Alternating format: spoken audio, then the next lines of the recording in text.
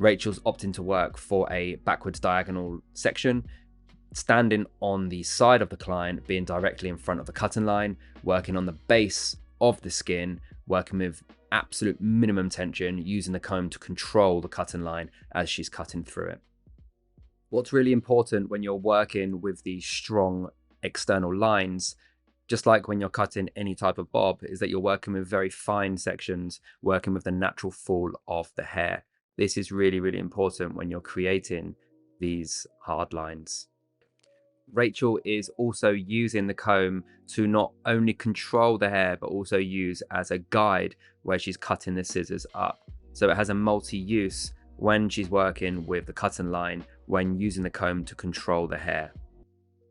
We can see that once we've completed side number 2, we have something completely symmetrical in terms of height and length, running from the left to the right hand panel, which now beautifully ties in that shorter fringe, and we have a very cool face framing shape from the front.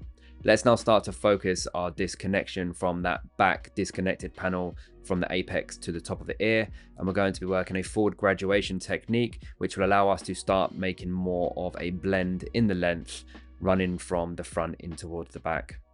We're going to focus on one of those disconnected triangles at the back first, release the clip and take a vertical section running from the front in towards the back.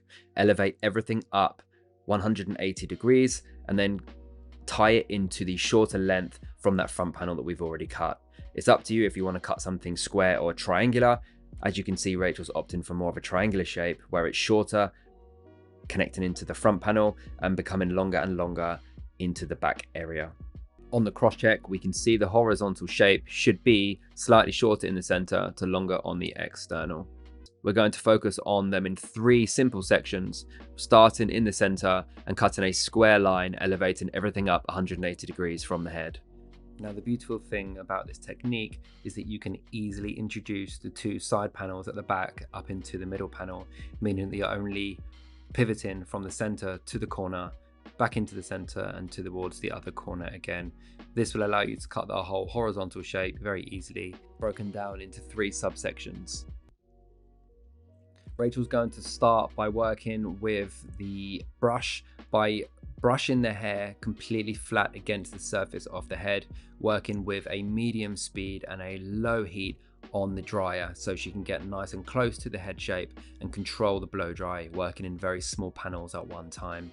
What she wants to do is wrap the hair around the head shape to really create something that has minimal volume in through the roots and allows her to smooth and blow dry the rest of the hair from the mid-length through to the ends. Rachel's opting for elevating the fringe up 90 degrees, standing from behind the client and using the mirror as a tool to be able to see the elevation and cutting line. This is a really simple and easy technique to use when you're standing behind the client, and very, very effective. To finish off the styling, Rachel's going to be working with a very light hold putty, which is going to go into the hair and act as a little bit of a separator through the last third of the hair in the fringe. This is going to add a little bit more detail into the fringe area and create more of a dramatic finish, which is going to look really, really cool for this client's look.